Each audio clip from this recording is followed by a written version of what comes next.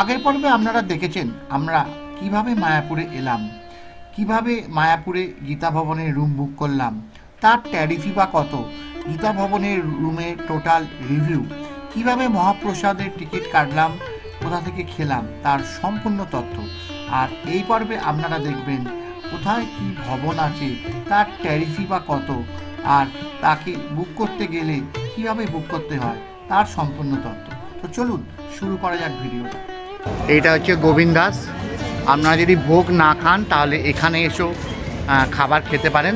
আমরা বিকেলবেলা আসবো এখান থেকে খাবার খেতে, তখন এসে ভালো করে দেখাবো।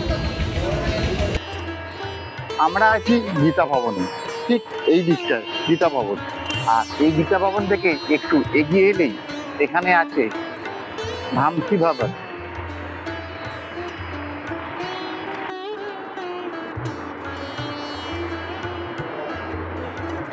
গীতা ভবনে আছি। গীতা ভবনের কন্ট্যাক্ট যেমন আমরা দিয়ে দিয়েছি, গীতা ভবন ছাড়াও এখানে আরো কতগুলো ভবন আছে। এটা যেমন আমরা দাঁড়িয়েছি ভামসি ভবন, তো আমরা এই ভামসি ভবনেরও কন্ট্যাক্ট নাম্বার, ওদের কিরকম ট্যারিফ সেগুলো দেবো। এছাড়াও যে ভবনগুলো আছে তো চলুন ওগুলো একবার দেখে নিই। আর এই হচ্ছে ভামসি ভবনের কন্ট্যাক্ট। এখানে রুম রেন্ট হচ্ছে 1000 টাকা নন এসি, আর 2000 থেকে 3000 এরকমের মধ্যে এসি রুমও পেয়ে যাবেন আপনারা। আচ্ছা, আমরা এখন দাঁড়িয়ে আছি যশোদা ভবনের সামনে। এই হচ্ছে যশোদা ভবন। আর এখানে আপনারা কি করে রুম বুক করবেন তার জন্য আপনাকে যশোদা ভবনের যে ওয়েবসাইট আছে সেই ওয়েবসাইটে ঢুকে গিয়ে আপনাকে রুম বুক করতে হবে। ওয়েবসাইটটা হলো ইসকনের যে ওয়েবসাইট হচ্ছে, যেটা গুগলে সার্চ করলে আপনারা পেয়ে যাবেন। এছাড়া আমি ওয়েবসাইটটা কিনে এবং ডেসক্রিপশন বক্সে দিয়ে দিচ্ছি, যেখানে গিয়ে আপনি এই যশোদা ভবন বুক করতে পারেন। এখানেও রিজনেবল রেটে রুম পাওয়া যায়। তো চলুন অন্য একটা জায়গায় আমরা ভবন উঠে দিই। আর এখানে দেখুন পুরো পার্কিং আছে চারিপাশে। যশোদা ভবনে যারা আসবে তারা গাড়ি এখানেই পার্কিং করতে পারবে। এই দেখুন এই পুরো জায়গাটাতে পার্কিং আছে, এখানে এসে আপনারা গাড়ি পার্কিং করতে পারবেন। আর এই হচ্ছে এসি বাস, যেটা এখান থেকে ছাড়ে, সেটা আপনাকে বুক করতে গেলে রেড বাস এই ধরনের বাসে থেকে আপনারা এই বাস বুক করতে পারেন, যেটা ধর্মতলা থেকে আসে। এই বাসগুলো যেমন দেখুন মায়াপুর টু এসপ্ল্যানেড যাচ্ছে, তো এখান থেকে আপনারা ওই রেড বাস জাতীয় অ্যাপ থেকে আপনারা এই বাসের টিকিট বুক করতে পারেন। বুক করে আপনারা এই বাসে যাতায়াতও করতে পারেন। এই রাস্তা ধরেই আমরা গদা ভবনের দিকে এবার যাচ্ছি। এই গদা ভবনে হচ্ছে মায়াপুরের একটি পপুলার ভবন, খুব পপুলার ভবন। দেখুন সামনে হচ্ছে চৈতন্য ভবন, এখানেও রুম আছে। আর আমি এখানে নাম্বারটা দিয়ে দিলাম, আপনারা পজ করে দেখে নেবেন। আর এই নাম্বারে ফোন করে আপনারা রুম এখানেও বুক করতে পারেন। আর এই হচ্ছে চৈতন্য ভবন।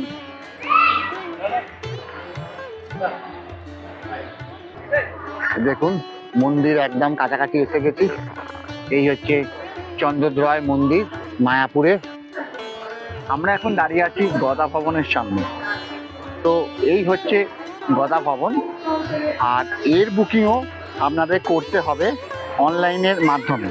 ইসকনের যে সাইট আছে, আমি একটু আগে যে আপনাদের দেখালাম, যেটা যে যশোদা ভবন, কোচ ভবন আর গদা ভবনের বুকিং অনলাইনের মাধ্যমেই করতে হয়। তবে এইটি হচ্ছে এই মায়াপুরে সবচাইতে পপুলার একটা ভবন। এই তিনটের মধ্যে আপনাদের যদি কোনো একটা ভবনে বুকিং দরকার পড়ে তাহলে অতি অবশ্যই আপনারা বুকিং 3 মাস থেকে 4 মাস আগে করবেন, নাহলে কিন্তু রুম পাবেন না।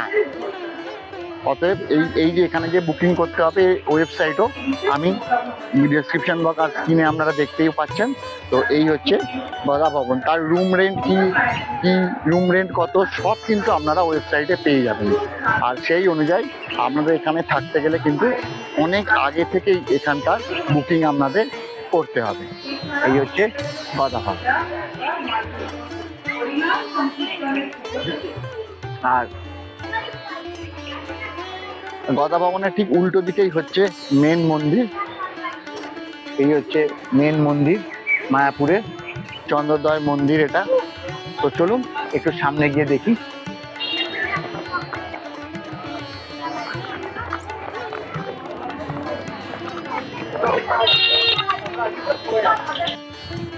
ইস্কনের যে সবচাইতে বড় মন্দিরটি তৈরি হচ্ছে তার প্রায় অংশের কাজ হয়েই গেছে। দেখুন, এই হচ্ছে ইস্কনের নতুন মন্দির যেটা তৈরি হচ্ছে এখন।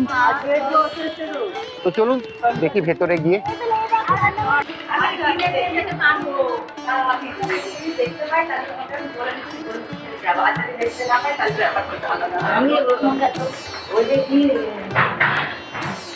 এই পথ দিয়ে আপনাদের এই মন্দিরের নতুন যে মন্দিরটি হচ্ছে সেখানে প্রবেশ করতে হবে। আর এই দেখুন সেই বিশাল কায়মান বিশাল এক মন্দির ইস্কনের তৈরি হচ্ছে। ভেতরে ঢুকতে দেয় এখানে, কিন্তু কোথা দিয়ে দেয় একবার জেনে নিই আগে।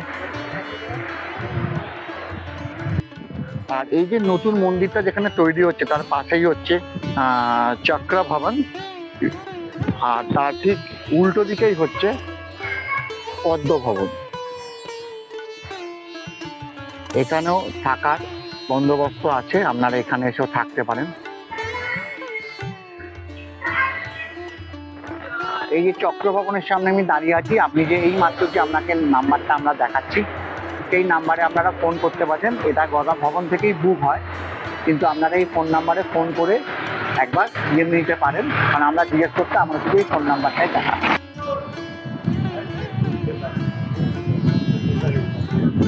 দেখুন এখানে সব লেখা আছে কোন সময় কখন কি আরতি হয়।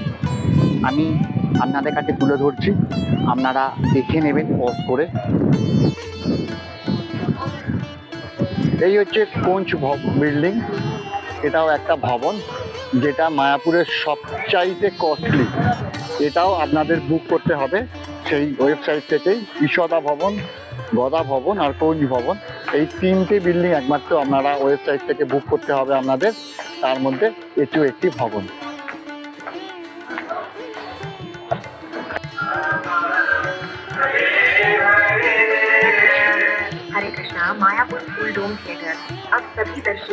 এই হচ্ছে মায়াপুর থিয়েটার হল। একবার আমরা জেনে নিই এখানে কি টিকিটের দাম কত আর কিভাবে কখন কখন কি হয়।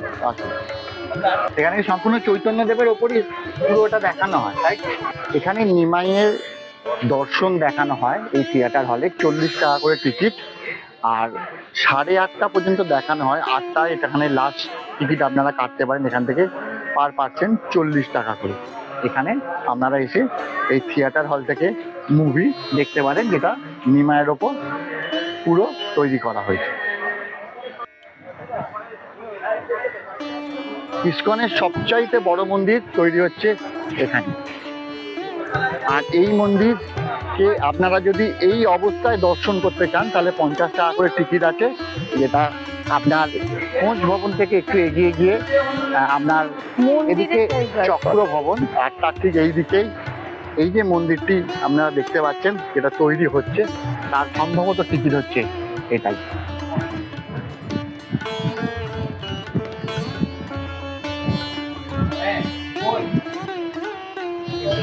50 টাকার কুপন কেটে এই আমরা নতুন মন্দিরটাতে প্রবেশ করতে পারবো। প্রবেশ করে এর ভেতরে কি আছে সেগুলো আমাদের দেখাবে, ভেতরে কি আছে জিনিসটা সেইগুলো আমরা দেখতে পারবো। 50 টাকা টিকিট কেটে আমাদের যেতে হবে। হ্যাঁ, ওই যে 3টে স্লট আমি আপনাদের দেখালাম, ওই স্লটের আপনাদের সময় আপনাদের 50 টাকা করে টিকিট কাটেন পার হেড, আপনারা এই মন্দিরে এন্ট্রি নিতে পারেন।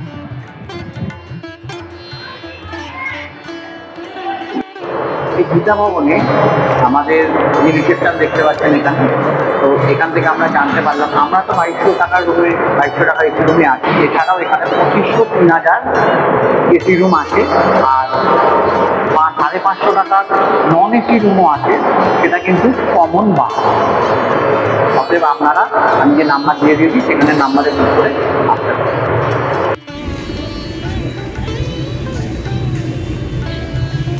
এইটা যে বিল্ডিংটা দেখতে পাচ্ছেন এটা হচ্ছে নামহাট্টা ভবন। এখানেও প্রচুর ঘর আছে, এসি নন এসি। এসি ঘর হচ্ছে 2000 টাকা, নন এসি 800 টাকা থেকে শুরু। তো এর নাম্বার আমি স্ক্রিনে দিয়ে দিলাম, এখানে আপনারা ফোন করে বুকিং করতে পারেন।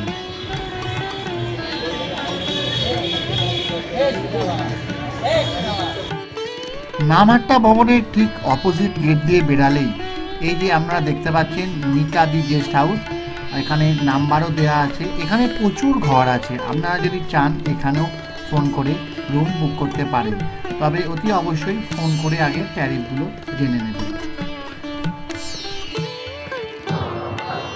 আমরা একটা টোটোকে রিজার্ভ করে বেরিয়ে পড়েছি এই মায়াপুরে সাইট সিন করার জন্য। আমরা কোথায় কোথায় যাচ্ছি সেটা তো আপনাকে দেখাবই, আর তার সঙ্গে আমি বলে দেবো এই টোটো ভাড়া কত নিয়েছে, আর এই দাদার নাম্বারও দিয়ে দেবো, যদি চান আপনারা দাদার সঙ্গে এসে এখানে সাইট সিন করতে পারেন। তো আমরা এখন যাচ্ছি সাইট সিনের পথে, তো চলুন আমাদের সঙ্গে মায়াপুরটা ঘুরে দেখি।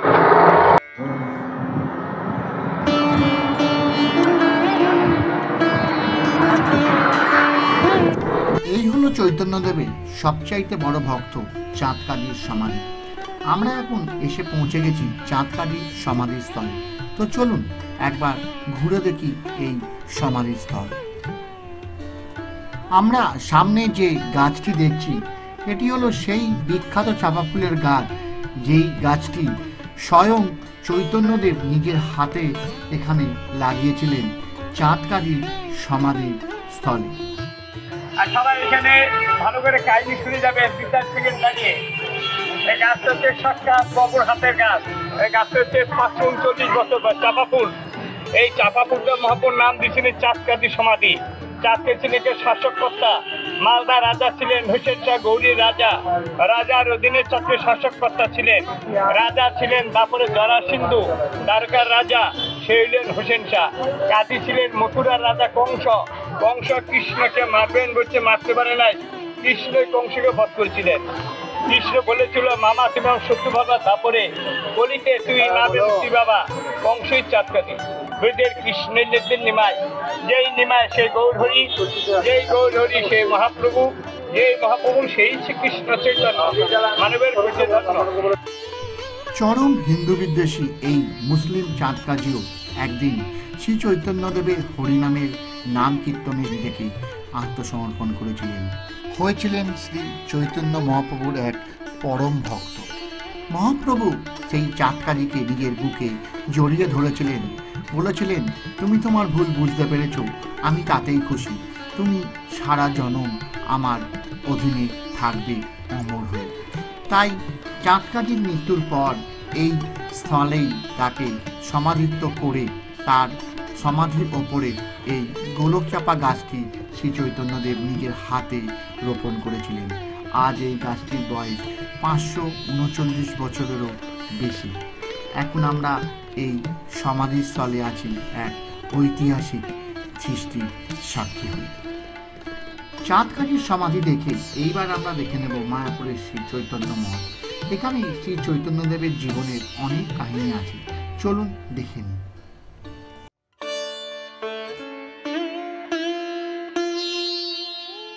এই স্থানেই আমরা দেখতে পেয়েছিলাম চৈতন্যদেবের লীলার তার সমূহ প্রদর্শনী।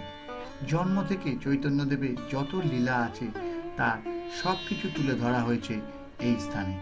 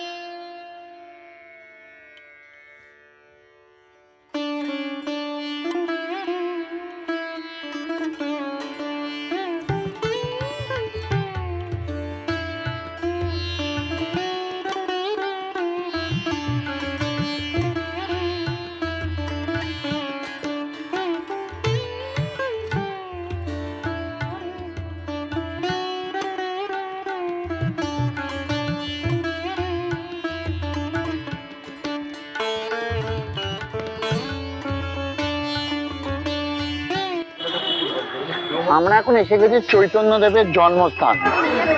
এই মায়াপুরে চৈতন্যদেবের জন্মস্থান না নবদ্বীপে চৈতন্যদেবের জন্মস্থান, এটা নিয়ে কিন্তু একটা ডিবেট আছেই। কিন্তু যাক, যেখানে যেটা দেখতে এসেছে সেটাই দেখবো।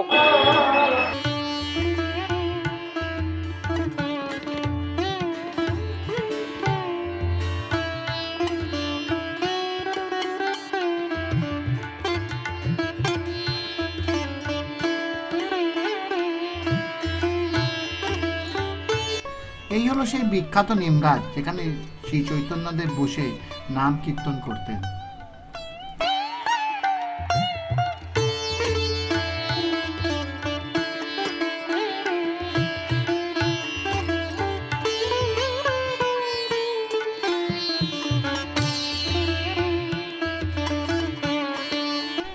আজকে আমাদের শেষ দর্শনীয় স্থান ছিল এই গৌড়িয়া মঠ। তবে এই গড়িয়া মঠের ভেতর ফটোগ্রাফি অ্যালাউ নয়, তাই ভেতরের ছবি আমি আপনাদের দেখাতে পারলাম না। এই গড়িয়া মঠ দেখে আমরা চলে এসেছিলাম চন্দ্রদয় মন্দিরের একদম মূল গেটে। এই চারিপাশের দর্শনীয় স্থানগুলি ঘুরে দেখতে এবার আমি আপনাদের বলে দিই টোটো ভাড়া কত নিয়েছিল। এখানে অনেক রকমের প্যাকেজ আছে, তবে আমরা বলেছিলাম মেন দর্শনীয় স্থানগুলোই দেখব, তাই আমাদের সঙ্গে অনেক বার্গেনিং করার পর আমরা টোটো ভাড়া দিয়েছিলাম 400 টাকা, নাহলে ওরা 700 টাকা আমাদের কাছ থেকে চাইছিল। 1 নম্বর চন্দ্রোদয় মন্দিরের প্রবেশপথে প্রবেশ করেই আমরা প্রথমেই দেখতে পাই এখানে মহাপ্রসাদ গ্রহণ করার যে কুপনের কাউন্টারগুলি। প্রত্যেকটি ভবনে যে ভবনে মহাপ্রসাদ প্রদান করা হয় সেই ভবনের নাম অনুযায়ী তাদের কি প্রসাদ দেওয়া হয় সেগুলি সব এখানে দাম সমেত লেখা আছে। নাহাটা ভবন, গদা ভবন, ঈশদা ভবন সবারই এখানে দেখুন একটা করে কাউন্টার আছে এবং কত টাকা করে নেয় এবং কি দেওয়া হয় সব কিছু এখানে লেখা আছে। আপনারা চাইলে এইখান থেকেই কুপন কেটে নির্দিষ্ট সময় গিয়ে সকালের মহাপ্রসাদ এবং রাত্রির মহাপ্রসাদ গ্রহণ করতে পারেন।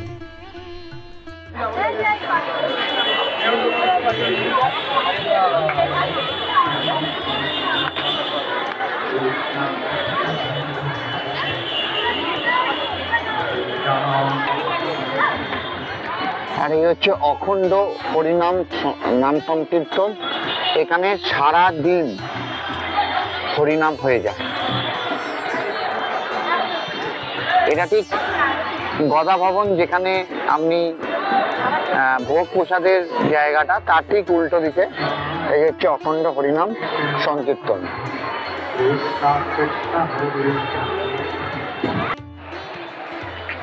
এই রাস্তা ধরেই মন্দিরে যেতে হবে, মূল মন্দিরে।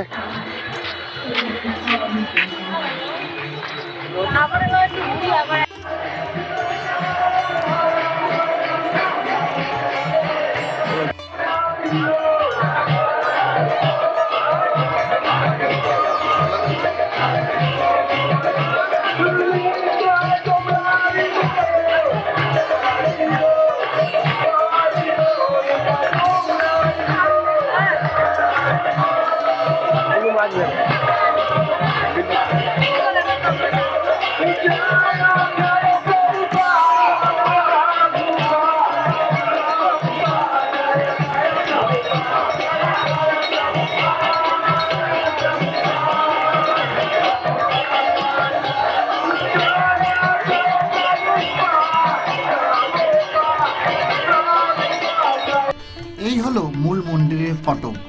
এখানেই আরতির সময় ভক্তগণকে ভেতরে প্রবেশ করার অধিকার আছে। দেখুন এই মন্দির খুলে গেল, কিন্তু আমি জুম করা সত্ত্বেও আমি আপনাদের দেখাতে পাচ্ছি না এখানে।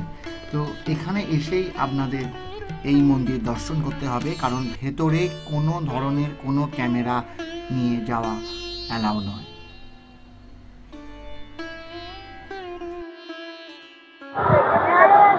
মন্দিরের দর্শন আমাদের খুব সুন্দর হয়ে গেল। এই সন্ধ্যা আরতি হলো 6:30টার সময়। তো আমরা সন্ধ্যা আরতি দেখে মন্দির থেকে বেরিয়ে এলাম, কারণ মন্দিরের মধ্যে কোনো রকম ভিডিওগ্রাফি, কোনো রকম ফোন, কোনো কিছু নিয়ে ঢুকতে পারবেন না, সব কিছু রেখে যেতে হবে। কিন্তু ঠিক আছে, কোনো অসুবিধা নেই। সারা মন্দির, সারা জায়গা ঘুরিয়ে দেখালাম আপনাকে। মন্দিরের কাজটা না, আপনারা নিজেরা এসেই একবার দেখবেন, মন শান্তি হয়ে যাবে। হরে নাম হরে কৃষ্ণ, হরে রাম হরে কৃষ্ণ, এই তো জীবন। চলুন এইবার আমরা যাচ্ছি, এখানে একটা সিনেমা থিয়েটার হল করেছে, যেখানে চৈতন্যদেবের জীবন কাহিনী দেখাবে। যদি টিকিট পাই তাহলে আমরা সেই থিয়েটার হলে যাব। তো চলুন আমাদের সঙ্গে। সকালে যে থিয়েটার হলটা আপনাদের দেখিয়েছিলাম, সেই থিয়েটার হলটাতেই যাব। তো চলুন।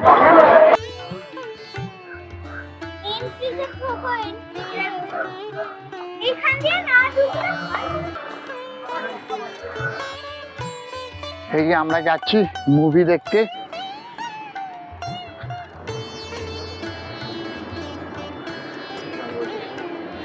আমরা তখন থিয়েটার হলে মুভি দেখতেই ব্যস্ত, আর বাইরে হচ্ছিল প্রচণ্ড বৃষ্টি। বৃষ্টিতে বেরিয়েই চোখ তো ছানা বাঁধা। সামনে জল থই থই করছে। গদা ভবনের সামনে সবাই দাঁড়িয়ে আছে, তাদের কুপন হাতে করে তাদের রাত্রির মহাপ্রসাদ গ্রহণ করার জন্য। এই দেখুন কি বিশাল লাইন। আর আমরা এগিয়ে চলেছি গোবিন্দ দাসের উদ্দেশ্যে। প্রচণ্ড রকম জল জমে গেছিল চারিপাশে, মায়াপুর মন্দিরের সংলগ্ন সব জায়গাতে। প্লাস্টিক, ওর মাথায় রুমাল, ঘরে ছাতা, রেনকোট, সর্বস্ব এনেও কোনোটাই কোনো কাজে লাগলো না। আমাদের এই পরিণতি, এটাও নতুন এক্সপিরিয়েন্স। একেই আমার পায়ে একটা বিশাল বড় অপারেশন হয়েছে। হাঁটা চলা ওই সমতলেই একমাত্র করতে পারবো বলে এইখানে এসেছি মায়াপুরে, একটু একদিনে আউটিংয়েই প্রথম এসেছি আমি, কিন্তু সেটাও যা এক্সপিরিয়েন্স হলো। এখন এই প্রিয়াঙ্কা হয়েছে আমার লাঠি, আমি এই লাঠি ধরে ধরে আস্তে আস্তে এখন এগিয়ে যাচ্ছি। দেখি যদি কিছু খাবার দাবার এখানে পাওয়া যায় তো ভালো, আর না হলে পেটে জল, কেক বিস্কুট আছে, তার সঙ্গে জল দিয়ে চুপচাপ ঘুমিয়ে পড়তে হবে, আর কিছু না।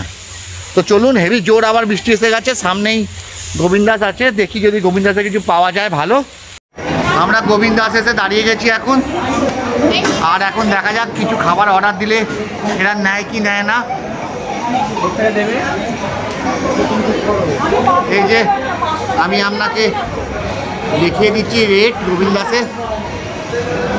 মহাপ্রভুর অশেষ কৃপায় সেদিনকে আমরা অভুক্ত অবস্থায় হোটেলে ফিরে যাইনি, এসে আমরা এখানে খাবার পেয়ে গেছিলাম। এখানে আপনারা রেটটা দেখেই নিলেন, পজ করে দেখে নেবেন। আর এই হচ্ছে ওদের একটা সেকশন, যেখানে মিষ্টি, কেক, পেস্ট্রি সব কিছু পাওয়া যাচ্ছে, আর তার পাশেও আছে নানান ধরনের খাবার। আমরা ওখানে থেকে আগে বিল কেটে এখানে এসে বিল দেখিয়ে যে যার খাবার সংগ্রহ করতে হবে, এটাই নিয়ম হচ্ছে গোবিন্দাসে। আগে আপনাকে পেমেন্ট করতে হবে, তারপর এখানে এসে বিল দিয়ে সেই খাবার নিজেদেরই সংগ্রহ করতে হবে। তবে এখানে সম্পূর্ণ সেলফ সার্ভিস, এখানে আপনাকে কেউ টেবিলে গেলে খাবার পরিবেশন করবে না। তো চলুন আমরা কি কি নিয়েছি সব আপনাদের দেখিয়ে দিচ্ছি।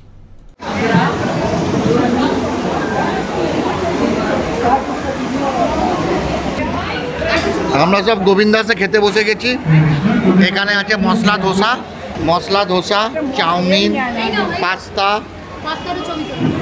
লাড্ডু, গোলাপ জামুন, এই সব দিয়ে আমরা এখন ডিনার করছি। প্রভুর অশেষ কৃপা যে আমরা এখানে ডিনার গোবিন্দাসে পেয়ে গেছি। গোবিন্দাসের রেট কিন্তু খুব চিপ। তো চলুন এবার খেয়ে নিই। টেস্ট আমি করে দেখেছি, টেস্ট মারাত্মক টেস্ট, খুব ভালো টেস্ট। চলুন খেয়ে নিই, তারপর কথা।